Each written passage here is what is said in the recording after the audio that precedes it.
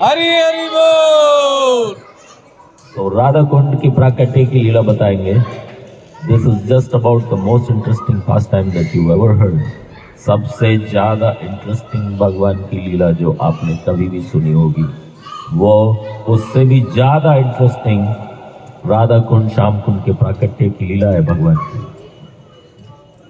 तो जब भगवान राधा कृष्ण की किशोरावस्था लीलाएं कर रहे थे, तो एक बार ऐसा हुआ कि राधा रानी और सखियां इस एरिया में, इसका नाम है, पहले इसका नाम था अरिष्ट ग्राम, और यहाँ पे एक राक्षस आया, उसका नाम था अरिष्टासुर। एक राक्षस था जो बैल के रूप में आया, और राधा रानी और सखिया यहाँ अपना कुछ भी लीला कर रही थी, खेल रही थी, जो कुछ भी girls do when they get together, whatever, do each other's hair, do each other's nail, paint each other's nail, what not. तो अरिष्टासुर आया और उसने राधा रानी और गोपियों को डराया।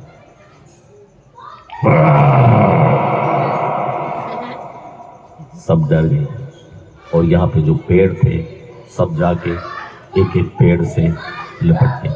उन्हें पता नहीं था कि कृष्ण, कन्हैया और दूसरे सखा लोग यहाँ पे कहीं पीछे से छुप के उनको देख रहे थे।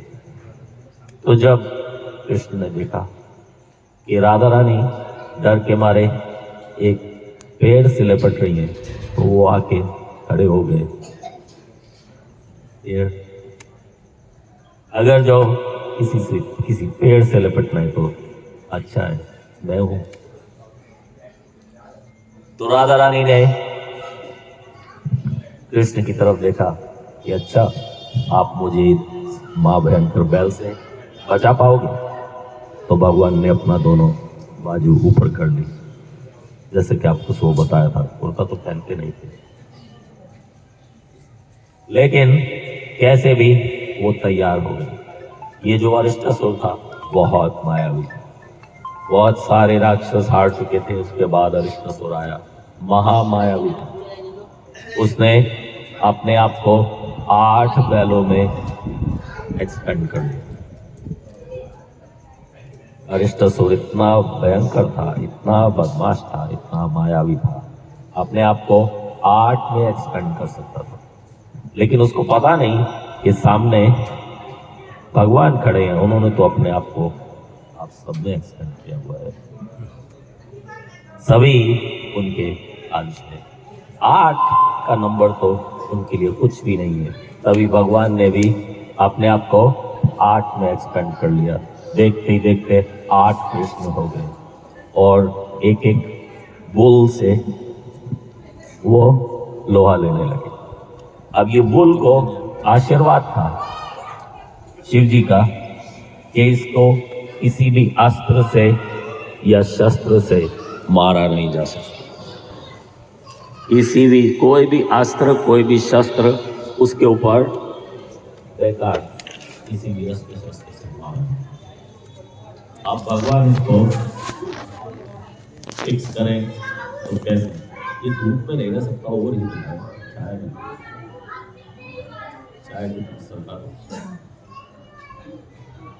छाया में प्रभु जी, छाया में, धूप में ओवर हीट हो जाएगा।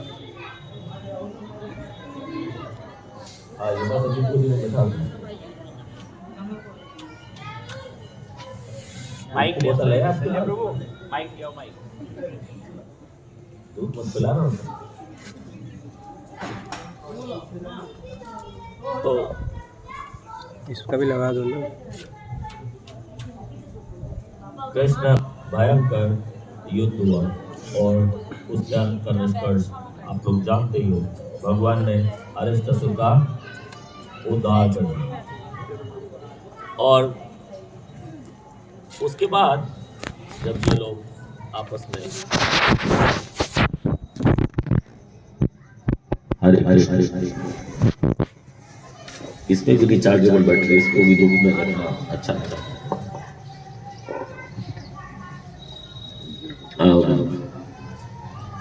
भगवान ने अरिष्टासुर को भेज दिया उद्धार करके किसी दूसरे लोक में। अब राधा रानी अपनी सखियों के साथ और कृष्ण अपने सखियों के साथ, ये ऐसी स्टेज है कि पहले जब छोटे बच्चे होते हैं तो कोई जेंडर डिफरेंस नहीं होता, बहुत छोटे बच्चों में ऑल द सेम। लेकिन जब थोड़े थोड़े बड़े होने लगते हैं तो गर्ल्स अपना अलग खेलने लगती है, बॉयज अपना अलग खेलने लगते हैं। फिर एक स्टेज आती है कि एक दूसरे में थोड़ा थोड़ा इंटरेस्ट होने लगता है देखने का। तो ये वो वाली स्टेज थी, दोनों को थोड़ा थोड़ा इंटरेस्ट था। राधा रानी और सखिया अलग खेलते थे, कृष्ण और सखा लोग अलग खेलते थे, लेकिन फिर भी आसपास में एक दूसरे पे थोड़ी सी निगाह रखते। तो जब भगवान कृष्ण ने अरिष्टासुर को मार दिया तो उन्होंने राधा रानी और सखियों को इनवाइट किया कि चलो अब हम साथ में मिलकर खेलेंगे। अरिष्टासुर मारा गया, सारा जो संकट आया था वो टल गया। अब राधा रानी कहती है नो, आपके साथ में हम नहीं खेलेंगे। ये क्यों? हमारे साथ में क्यों नहीं खेलेंगे? कि इसलिए क्योंकि आपने गौ की हत्या की, आप गौ हत्या, आपने पाप किया, गौ हत्या की, इसलिए अब आपके साथ खेलना क्या, हम तो आपसे बात भी नहीं करेंगे, गौ हत्यारों से हम कोई संबंध नहीं रखते। तो कृष्ण ने कहा क्या करें, ये तो बैल, ये कोई रियल गौ नहीं था, ये तो बैल के रूप में आया हुआ राक्षस था, जो कुछ भी था तो गौ जाती। तो ठीक है, मैं जाके मानसी गंगा में नहा के आ जाता हूँ कि नहीं, वो नहीं चलेगा, ये तो महापाप है। आपको सारे संसार में जितनी पवित्र नदियां हैं, जितने पवित्र सरोवर है, जितने पवित्र जलकूप है, सब में जाके स्नान करके आना पड़ेगा। तो अब भगवान कहते हैं वृंदावन से बाहर जाऊं, मैं तो कभी वृंदावन से बाहर नहीं जाता। तो क्या तरीका है? कोई बात नहीं, मेरी मुरली तो मेरे पास है। उन्होंने मुरली बजाई और सारी पवित्र नदियों को, जलकूपों को, सरोवरों को, यहाँ तक के महासागरों को भी एकत्रित कर लिया। आपको पता है महासागर भी पवित्र होते हैं, क्यों? क्योंकि सारी नदियां उसमें जाती। कौन बोला नदियां मिलती हैं? वो आपने बोला, हाथ ऊपर किया बाद में। पहले बोली, उसके बाद जय हिंद। पहले कहना चाहिए जय हिंद, उसके बाद बोली। तो राधा रानी ने कृष्ण को कंडीशन दे दी कि जाओ सब जगह जाके ना के आओ, लेकिन भगवान ने सब पवित्र नदियों को सबको वहीं बुला लिया और सब हाथ जोड़ के भगवान कृष्ण के आगे खड़े हो गए। बताइए क्या आज्ञा है? तो भगवान ने बहुत जोर से धरती पे पैर मारा, थम थम मारा, तो उससे पृथ्वी में गड्ढा बन गया। तो भगवान ने कहा सब नदियों से और सबसे चलो अपना अपना जल भरो उसमें। सबने अपने अपने जल उसमें भर दिए। इंस्टेंटली कुंड बन गया और भगवान उसमें नहा लिए और वापस आ गए। जब नहा के बाहर आए तो राधा रानी ने कहा अच्छा चलो अब ठीक है, अब आपका पाप धुल गया, अब हम आपके साथ में खेल सकते हैं। अब कृष्ण कहते हैं नहीं, हम आपके साथ में नहीं खेलेंगे। हमारे तो पाप धुल गए, लेकिन आपने जो पाप किया, गौ हत्यारा मुझे बता के मैंने राक्षस को मारा, आप लोगों की सबकी रक्षा करी, और ऊपर से आपने मुझे गौ हत्यारा बनाया, गौ हत्यारा बताया, मेरे ऊपर झूठा इल्जाम लगाया, ये पाप था। अब आपको भी अपना पाप धोना पड़ेगा। चलो सब श्याम कुंड में अपने अपने पाप धोने। अब राधा रानी कहती नहीं, कोई सखी श्याम कुंड में नहीं जाएगी। क्यों? वहां पे अपने सारे पाप ये धो के आए,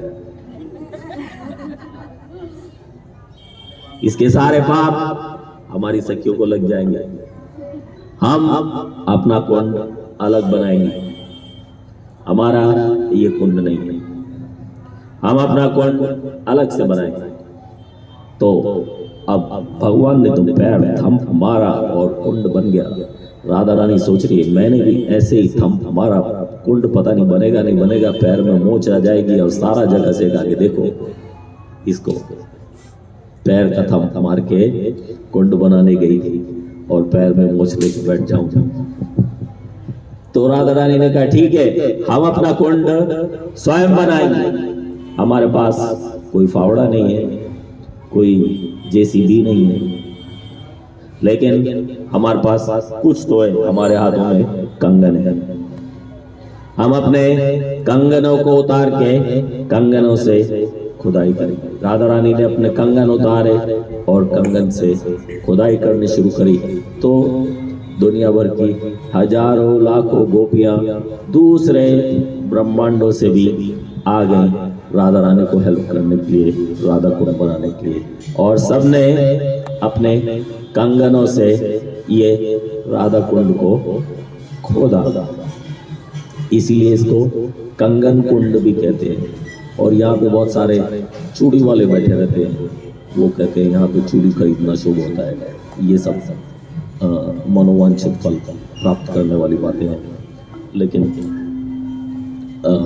वास्तव में ऐसी कथा है कि कंगन से राधा रानी ने ये राधा कुंड को खोदा और फिर मानसी गंगा से यहाँ से जल लाने का प्रबंध किया गया। कैसे? कोई टुल्लू पंप तो होते नहीं थे उन दोनों, तो उन्होंने गोपियों ने सबने लाइन लगा ली यहाँ से लेके मानसी गंगा, कई किलोमीटर दूर है यहाँ से मानसी गंगा, और एक जल का मटका भरा, एक सखी ने दूसरी सखी को, दूसरी सखी ने तीसरी सखी को, ऐसे पास ऑन करते गए तो एक मटका जल राधा को। अब सारा दिन हो गया, रात होने को आई, सबको अपने अपने घर जाना है, लेकिन अभी राधा कुंड भरा नहीं और कुछ हुआ नहीं। तो अंत में राधा रानी मान गई कि अच्छा ठीक है, थोड़ा सा जल हम श्याम कुंड से ले लेंगे, इसमें इट्स ओके। थोड़ा सा जल श्याम कुंड में से राधा कुंड में डाल लिया गया, और उसके बाद राधा रानी ने डिक्लेयर किया एक्चुअली श्याम कुंड इतना बैड नहीं है, हम सब सखियां श्याम कुंड में स्नान करेंगे। सब सखियों ने श्याम कुंड में स्नान किया, सब सखाओं ने राधा कुंड में स्नान किया, और दोनों लिक्विड फॉर्म में कन्वर्ट होके मर्ज हो गए। जैसे आपको वहां दर्शन कराएंगे, राधा कुंड और श्याम कुंड साथ में मर्ज होते, तो आप देखोगे कि श्याम कुंड की शेप जो है वो थोड़ी सी भगवान के पैर की तरह है, और राधा कुंड की शेप कंप्लीटली स्क्वायर है। ऐसे कहते हैं कि राधा रानी हमारी सीधी सादी, उनका पेड़ भी कदम सीधा साधा होता है। कृष्ण का कुछ भी सीधा नहीं है, सब कुछ आड़ा तिरछा। जैसे उनका तमाल आज सुबह दर्शन कराए थे,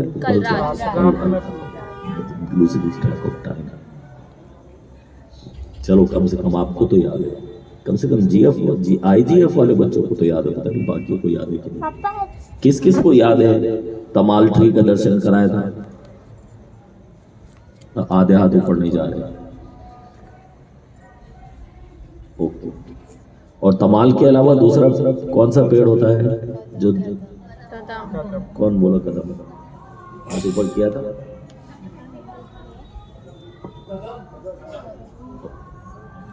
हाथ ऊपर किया था आपने? बस हाथ ऊपर किया और गोली चला दी।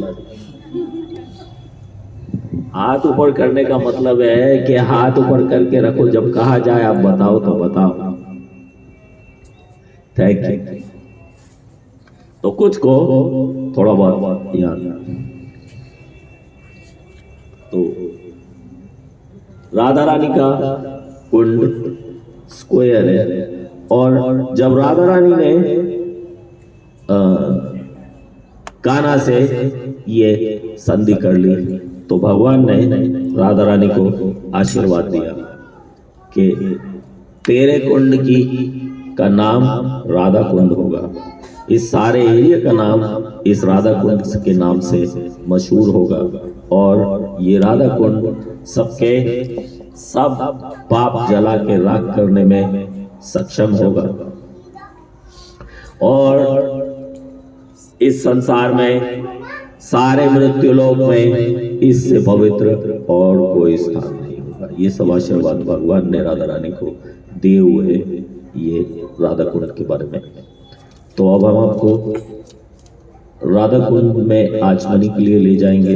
शास्त्रों में बहुत सारी जगह राधा कुंड में स्नान के बारे में लिखा है, लेकिन श्रील प्रभुपाद नहीं चाहते थे कि उनके डिसाइपल सारी दुनिया से आए और राधा कुंड में स्नान करें, जिससे कि राधा कुंड का पोल्यूशन और ज़्यादा ना बढ़े। तो इसलिए हम थोड़ा सा जल लेके ऐसे ही ऊपर से 3 बार या 3 ड्रॉप अपने सर पे डाल लो, तो वो स्नान के समान ही माना जाता है शास्त्रों के अनुसार।